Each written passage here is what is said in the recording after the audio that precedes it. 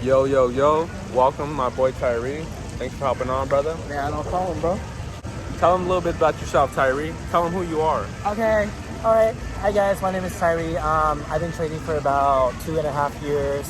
Not successful yet, but I'm still there. Learning humbly, enjoying the process. Yes. I love like entrepreneur stuff and also learning new stuff, and especially when it comes to finances, I guess. Right now I'm learning about real estate. I do some YouTube videos. It's fun as a hobby, and yeah, I do trade too. Okay, so other than trading, what are your passions? My passion currently now is women. Women. The reason why I'm passionate about women is because although you get rich, let's say you get 10 million, $100 million net worth and everything, there's a lot of simps out there. A lot of these guys don't know how to lead women, and they lead with money, right? Yeah. And then once they lose money, the woman's gone. Or Yep. yeah, I've seen a situation where there's this millionaire guy, providing everything, paid for her debt, got her into the house, bought her a house, but she still managed to cheat on him with a bum that doesn't have a job. Yeah.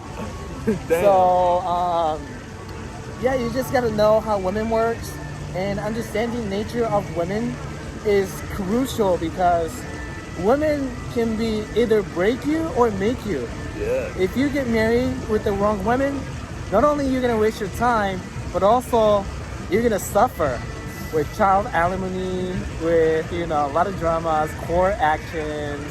Yeah, so now I'm learning that I know how to see through women, and I only seek high interest women. Wow. So going further into it, what are the most common things that are in women that you can read right away, that are most women? Okay, out of most women, I can tell if she's not interested or not interested. Okay. Yeah. As a person who have missions and goals, your priority shouldn't be seeking girls, right? So in order to flow through, you have to take care of yourself, look good still while you're pursuing your stuff.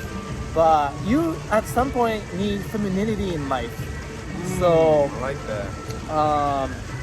yeah, like you just have to weed through all the uninterested women. Just choose the high interest women. The things get so much easier. Wow. I'm learning right now. Let's go. Dang. So, I mean, what kind of women, like you said, don't seek women, right?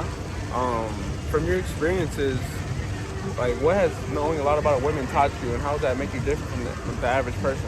Okay, so by knowing women's nature, you'll know what to do and what not to do.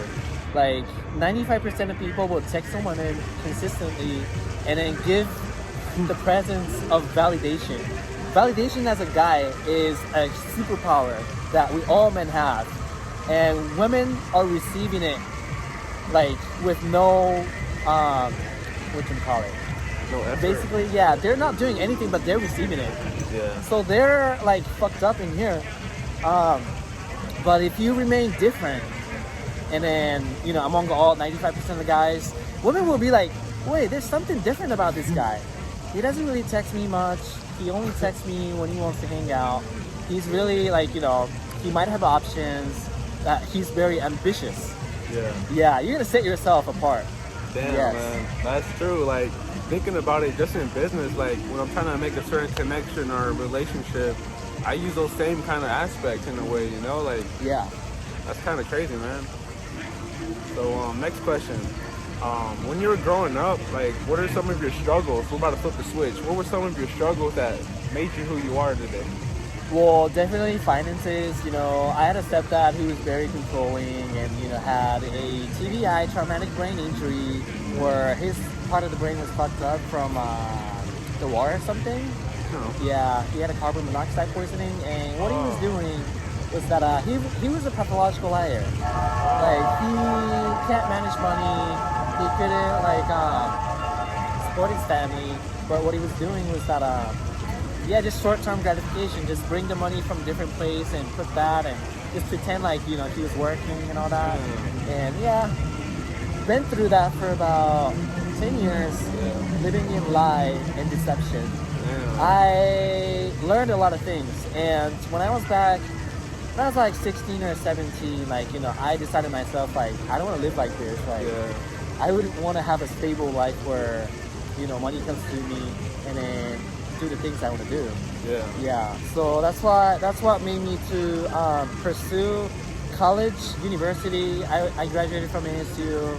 I initially came from Japan, and yeah, it was fun, 4 years, but I didn't know anything about money, so I kind of wasted my time, but it's never too late. That's cool, man. Yeah. And I also had I'm sure a little bit about me. I also had a controlling dad, playing football was kind of like him living through me. And I didn't really realize that until I got older. And even though I was good at it, it wasn't my passion. I was learning business, and that kind of offset him, One day he walked in my room, he seen I had off of gaming, because I was always a hustler, like how can I turn 100 to 200? One day he walked in my room, quick story, and he seen I had more in my account than he did, and he was like shook. He was like, whoa, so you actually are doing something by sitting in his room all day. And I think it kind of offset him, and I'm getting very personal here, I've never shared this ever. So I really use that as motivation to fuel me rather than deter me from my goals, because I knew like he's not gonna be here to pay my bills when they're due. He's not gonna pay my car note. Like I gotta do it myself. So I shared it with him earlier. I read this book my junior year called Rich Dad Poor Dad in high school. That book changed everything for me. Right after I read it, I was like, all right, college is not the route for me. I gotta find another vehicle that's gonna take me to my goals, right? So I came across trading as well, like Tyree did. That's where we met at a trading convention. Yeah. And when we met, I was actually first getting started off in my journey. And we have a friend named Drew that is already successful. He has what I want and what he wants. So that's really like the person that helped us use that vehicle to get to where we want to go, because college wasn't the route. I know I wasn't going to go into debt to something I wasn't guaranteed. And I'm not going to be a dentist, doctor, or lawyer. So kind of useless, unless you're going there for relationships, community. It's kind of useless in my opinion. Yeah, that's a little bit about me. Next question: how do you use your struggles to elevate you? I mean, we're always struggling one way or the other.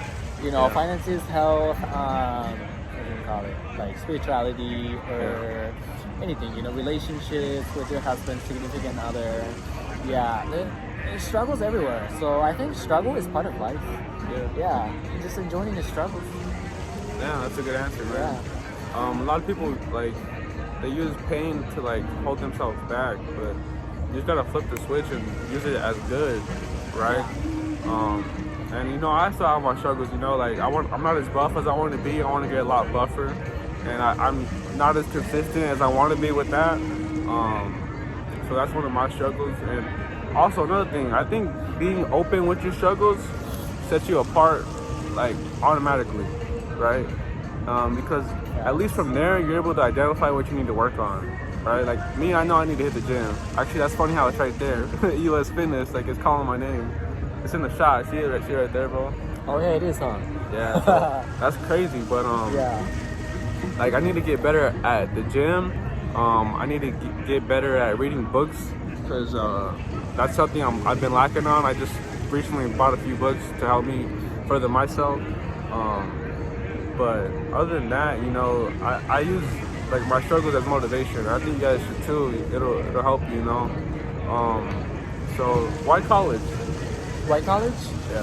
Why did I go to college? Back then, I didn't know, I was following the advice that follow your passion. So back then, I was very passionate about, working out, training people. I was inspired by a personal trainer that was actually at the gym that I used to work at. Yeah, so that's why I took exercise science as my major, to become personal trainer, or maybe become physical therapist, occupational therapist. Yeah. I did it. I became a personal trainer, and then I did physical therapy too. But it was fun until I found about financial education. I found more passion in it. The moment when your passion becomes not your passion, is like people usually lose their faith and also their direction. But I immediately felt like a intuition or like a serendipity that comes to me. So like, you know what? Let's just take this. Let's just take this route, and I'm gonna risk. In order to do trading though, I needed to change my schedule. If I became a personal trainer, I couldn't trade for a New York session, which starts from like what 5 a.m. or 6 a.m. in Arizona. So I decided not to become a personal trainer, and I started to devote into trading. Wow. After college. Yeah. I want to take a pause on that word he used, serendipity. For those who don't know what that means, it means something good that comes out of something that you didn't expect, in a way, right? Would you agree? Yeah. So I actually Googled that word after Gary Vee used it. And that's how I learned it. Okay. But yeah, I think it's very important to know why you're doing this on your journey. If it's not trading, even if it's just fitness, a lot of people like to work out. Even if it's just fitness, apply yourself. Have the discipline, have the consistency, have the emotional intelligence, know your why, know your story. So when there's times where you want to quit, you don't. That light switches and you keep going because you remember why you started. So what's next for you, Tyree? Next for me? Yeah. Well, I'm still working on trading. The only thing that's missing is the discipline part. Discipline part, you have to know yourself very well. And then when you're emotional, never trade. Yeah. Never. Don't ever trade when you're drunk or high either. It does not work out. Yeah. And I've learned from experience. I could say it. I've blown accounts while I was under the influence. So, don't do that. That was in my early stages. Always follow a strategy. Don't trade with your emotions. It don't work out. Yep. So other than trading, are you going to use the degree in any way or not really? Well, degree is just another confirmation that you have finished the college. You're consistent. To become employed by employer. And I don't have anything against with employee mindset, to be honest. I mean, some millionaires actually work their way up, like, in corporate and then save up money and then they build business or, they do something. So, like, there's many ways. You can like not go to school and then straight up, build your business or, work on your trading skills or, investing skills. Or you can get a job as like, a doctor or a lawyer or a plumber too. Or, or a minimum wage job too. Yeah. There's always ways to save up money. And then by saving that money, you can also put that money into a rental property to make cash flow. Or there's so many ways that you can do. And with the power of, internet or the leverage you can use, you can sell so many products to the massive amount of people. Right? There's 8 billion of people? Something like that, more than enough. Yeah. So there's so many ways now. Like, you can't make excuses now. Right. And that's true. Like, think about it like this, guys. Your future is looking at you right now. What are you going to do? Like, are you going to be okay on that deathbed? Like, yeah, I slept in that night. I could have did that interview. Because that's funny. Like, before this, I was feeling sleepy. I just felt like not doing it. But then I remembered, like, that image, like, from my deathbed, like, what would my deathbed self want me to do right now? Like, show up to the interview and do it, or just keep sleeping, right?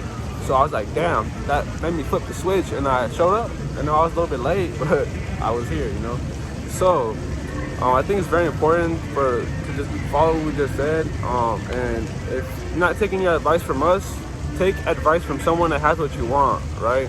And that's what elevated me on my journey, right? When I read Rich Dad Poor Dad, I kind of copped an attitude with my teachers, I'll be honest. Because I was like, yo, why am I going to listen to dude over here? You don't even have what I want. Like, this dude in debt probably, like, struggling. Like, it's blunt, it's kind of rude, but it's the truth. Like, probably struggling to get by. Like, nah, I need to find a different route. I can't be like that. I can't struggle like my parents did. I gotta make something happen. And for me, I was the oldest, right? So I was the first one going through the ranks. Kind of like, there's a lot of things that I learned about myself, and that's a very important thing on this journey. Know yourself, know how you react to certain things, know your emotions, and know your why, really. So yeah. Not gonna keep it going too long. Is there anything you want to share with the audience? Any words of wisdom? Any advice? Maybe about girls, money, exercise. I don't know. You just keep looking. Don't settle, I guess. Never settle. Yeah. Wow, That's cool. from Steve Jobs. That's a good one. Last question, brother, before we hop off. And before we do, go and share with them your Instagram where they can get a hold of you, your YouTube. My Instagram. Oh, my YouTube's here. Tairi. My first name Tairi. Majority of the time I talk about women and sometimes trading. And my Instagram is my first name _SN. Wow. All right. So last question, brother. What impact do you want to leave on this earth before you go?